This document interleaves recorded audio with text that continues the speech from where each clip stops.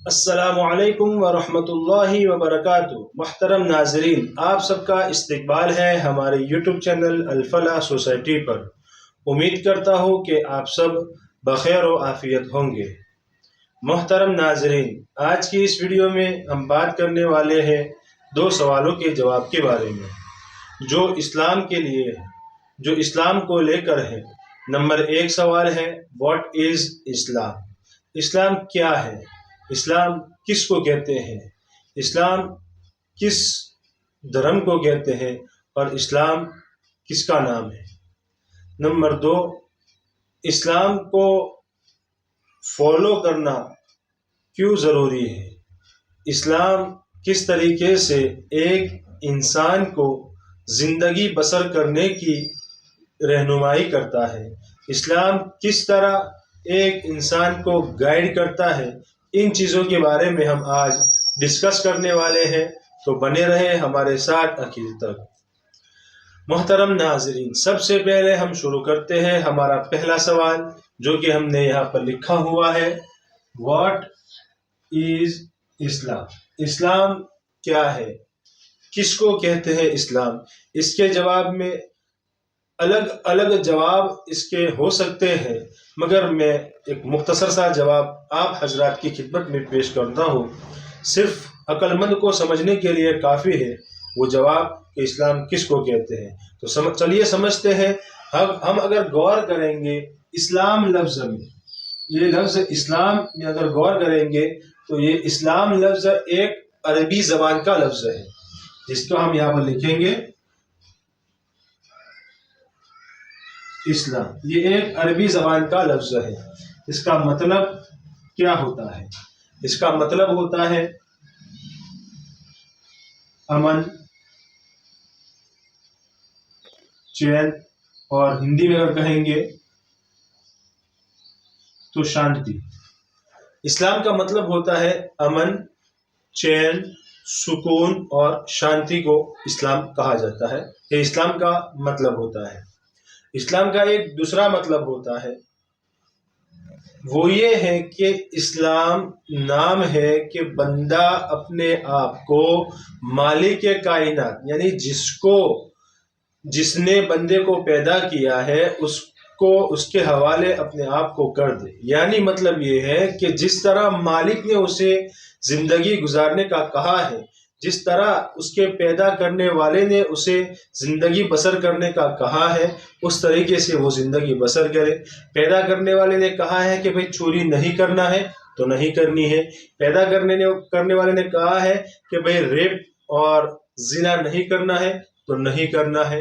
مکمل مالک کائنات کے حکم پر پیدا کرنے والے مالک کے حکم کے مطابق زندگی بسر کرنے کا نام اسلام ہے۔ اسلام کے دو معنی ہم نے جانے، نمبر 1 چین، سکون اور امن۔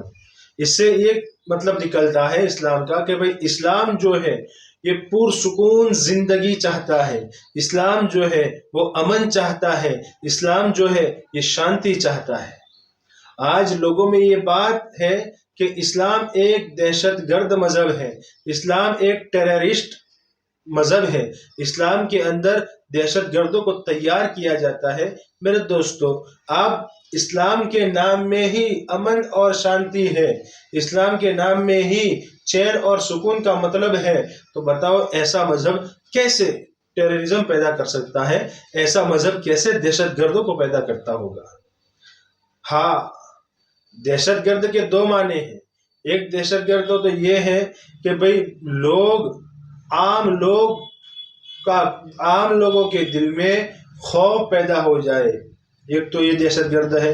ایک دہشت گرد یہ ہوتا ہے کہ بھئی خاص لوگوں کو ہی دہشت ہو، اس سے خاص لوگوں کو ہی خوف پیدا ہو۔ مثال کے طور پر اگر کوئی چور چوری کرتا ہے تو پولیس حضرات جو ہوتے ہیں وہ اگر چور کے سامنے آ جائے تو چور ڈر جائے گا، چور کو دہشت لگے گی، تو چور کے لیے پولیس والے یہ دہشت گرد ہے، تو یہ تو جائز ہے۔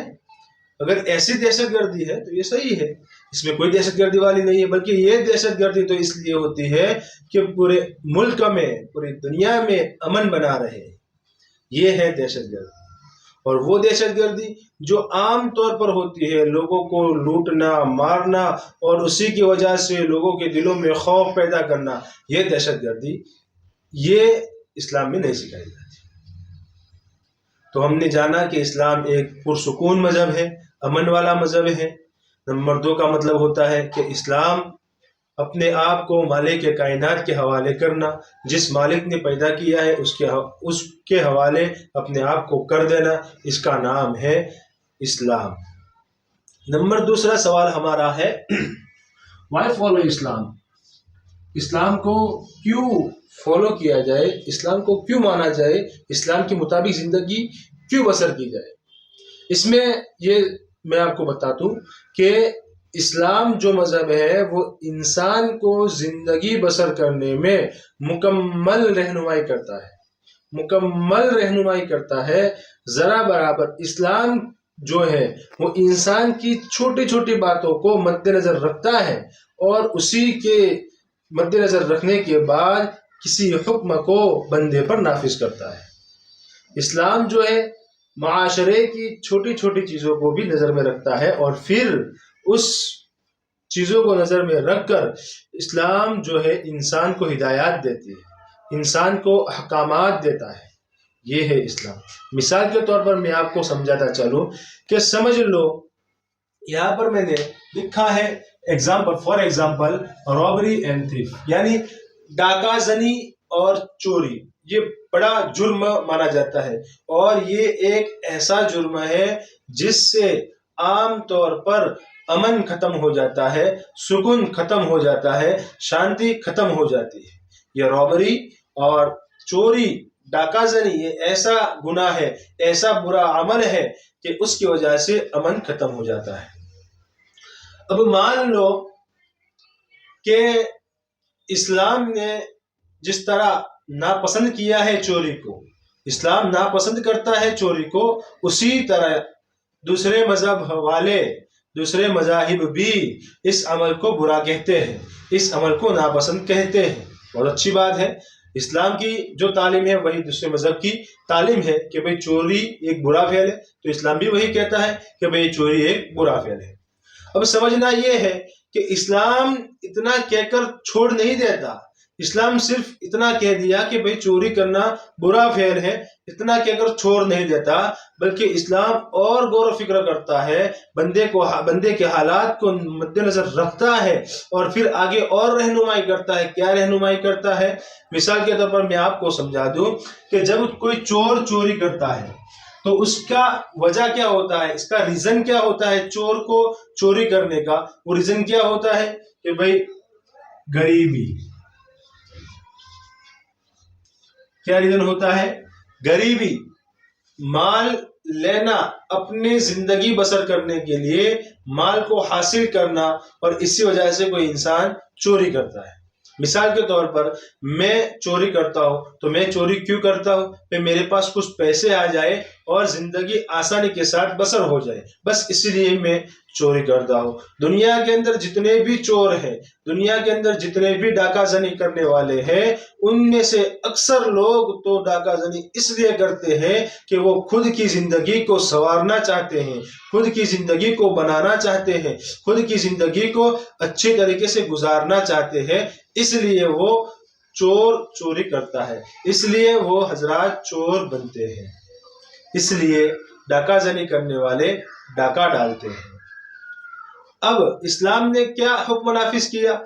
اسلام نے یہ پتہ کیا کہ بھئی غریبی یہ اصل وجہ ہے، تنگ دستی یہ اصل وجہ ہے، چور کو چور بننے کی، چوری کرنے کی، ڈاکہ زنی کرنے کی اصل وجہ ہے غریبی، جڑ اس کی جو ہے وہ غریبی ہے۔ تو اب اس کو دور کرنے کے لیے کیا کیا جائے؟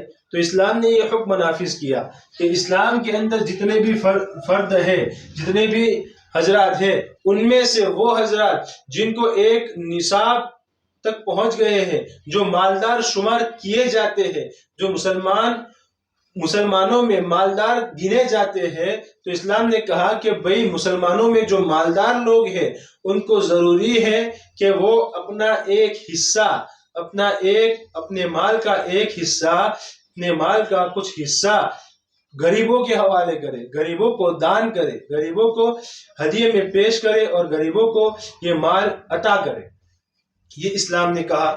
اب ظاہر سی بات ہے اسلام کی یہ گائیڈ لائن، اسلام کا یہ حکم اگر سب لوگ اس پر عمل کریں گے تو ظاہر سی بات ہے چوری کرنے کی نوبت ہی نہیں آئے گی۔ لیکن پھر بھی شبہ رہتا ہے کہ اگر پھر بھی کوئی چوری کرے تو پھر اللہ تعالیٰ نے قرآن کریم میں حکم نازل کیا کہ بھئی اگر پھر بھی کوئی چوری کرتا ہے، اسلام چوری کرنے میں کوئی اگر پکڑا جاتا ہے تو کیا کیا جائے گا؟ والسارق والسارقۃ، یعنی چوری کرنے والا مرد ہو یا چوری کرنے والی عورت ہو، اگر وہ پکڑے جاتے ہیں تو ان کی سزا کیا ہوگی؟ تو اسلام نے کہا فَقْطَعُوا أَيْدِيَهُمَا، ان کے دونوں ہاتھ کاٹ دیے جائیں گے، ان کے دونوں ہاتھ کاٹ دیے جائیں گے۔ یہ اسلام نے متعین کر دیا یہ سزا۔ اب یہ سوال ہوتا ہوگا یہ تو ظلم ہے، یہ تو ظالمانہ ہے، تو اسی کا جواب دینے کے لیے اللہ تعالیٰ نے آگے فرمایا واللہ عزیز الحکیم، اللہ تعالیٰ زبردست طاقت والا ہے اور زبردست حکمت والا بھی ہے۔ مطلب کیا ہوتا ہے؟ مطلب یہ ہوتا ہے کہ جو چیز اللہ سمجھ سکتے ہیں، جو چیز ہمارا پیدا کرنے والا سمجھ سکتا ہے وہ ہم نہیں سمجھ سکتے، جو وہ جانتا ہے وہ ہم نہیں جانتے۔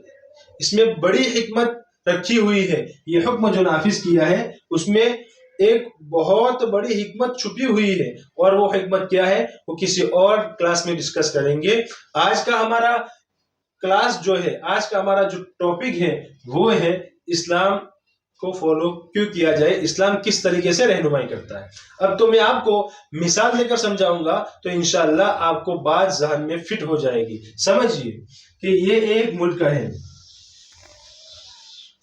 یہ ایک ملک ہے، یہ ایک ملک ہے، اور اس میں اکثر لوگ، اب یہاں پر کیا ہے، اسلامی حکومت نافذ نہیں ہے، اسلامی قوانین اس ملک میں جاری نہیں ہے، بلکہ کوئی اور قوانین جاری ہے، اور یہاں پر ہے یہ کہ یہاں پر اس ملک میں 75% لوگ ایسے ہیں جو چوری اور لوٹ میں مبتلا ہے، جو چوری اور لوٹ میں مبتلا ہے، جو روزانہ نئے نئے ڈاکہ زنی کرنے کے واقعات کو انجام دیتے ہیں، نئی نئی چوریاں کرتے رہتے ہیں، ایسے لوگ 75% ہے۔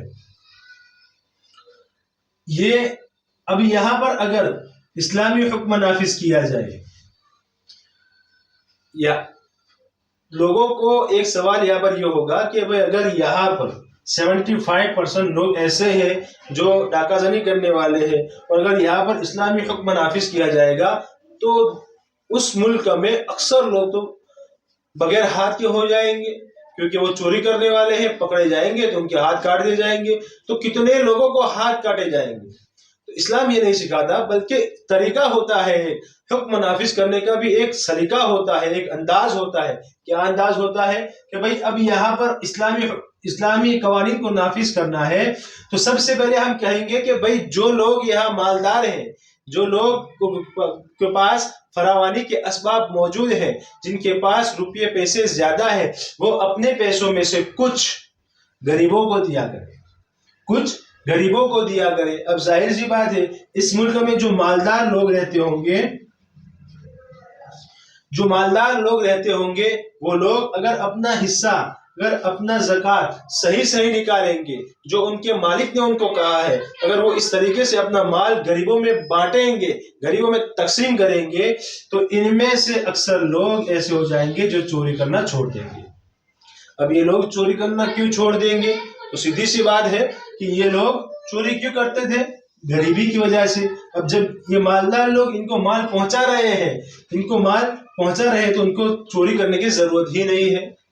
مان لیں کہ پھر بھی اگر 75% میں سے بعض لوگ ایسے تھے جو غریبی کی وجہ سے چوری کر رہے تھے، تو ان کی تو یہ پرابلم سولو ہو گئی، لہٰذا انہوں نے چوری کرنا چھوڑ دیا۔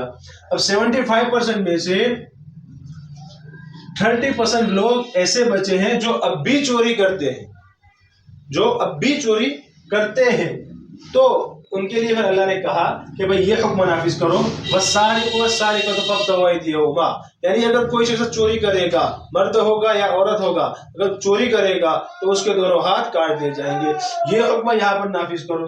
اب ظاہر سی بات ہے یہ حکم جیسا ہی نافذ ہوگا، اس 30% والے جو لوگ ہیں وہ سہم جائیں گے، تھم جائیں گے اور متنبع ہو جائیں گے، چوکنا ہو جائیں گے، بہت بڑا حکم جاری ہوا ہے۔ اب اگر چوری کرنی ہے تو ہمیں بہت سوچنا پڑے گا، غور و فکر کرنی پڑے گی۔ اب یہ 30% میں سے یہ حکم نافذ ہونے کے بعد 20% لوگ تو چلے جائیں گے، سدھر جائیں گے، لیکن پھر بھی کچھ لوگ تو ایسے باقی رہیں گے جو چوریاں کرتے ہوں گے۔ مثال کے طور پر 10% لوگ باقی رہ گئے، تو اب ان میں سے اگر کوئی چوری کرتا ہے اور پکڑا جاتا ہے، مثال کے طور پر ان میں سے ایک شخص نے چوری کی اور وہ پکڑا گیا اور اس کے ہاتھ اسی حکم کی بنا پر، اسے حکم کے جاری ہونے کی بنا پر اس کے ہاتھ کاٹ دیے گئے، ایک شخص کے ہاتھ کاٹ دیا گیا، ایک کا ہاتھ کاٹ دیا گیا، تو اب ظاہر سی بات ہے اس میں سے جو لوگ باقی بچے ہوئے وہ سمجھ جائیں گے کہ واقعی میں یہ تو ہاتھ کاٹ دیے گئے، کیونکہ اکثر لوگوں کے سامنے جب کوئی سزا دی جاتی ہے لوگوں کے سامنے تو وہ پھر سمجھ جاتے ہیں، عبرت لیتے ہیں کہ بھئی ہمیں بھی رک جانا چاہیے۔ تو ظاہر سی بات ہے اگر ایک کو سزا دیں گے تو یہ جو باقی 10% لوگ ہیں وہ بھی سدھر جائیں گے۔ نتیجہ کیا نکلے گا کہ اس ملک میں جہاں پہلے امن نہیں تھا، جہاں پہلے چین نہیں تھا، وہاں پر اب کیا ہو گیا؟ امن قائم ہو گیا، شانتی ہو گئی، اور یہی اسلام چاہتا ہے۔ تو آج کے لیے اتنا ہی، آئندہ انشاءاللہ ایک نئے سوال کے ساتھ آپ لوگوں کی خدمت میں حاضر ہوں گے، تب تک کے لیے الوداع، السلام علیکم ورحمۃ اللہ وبرکاتہ۔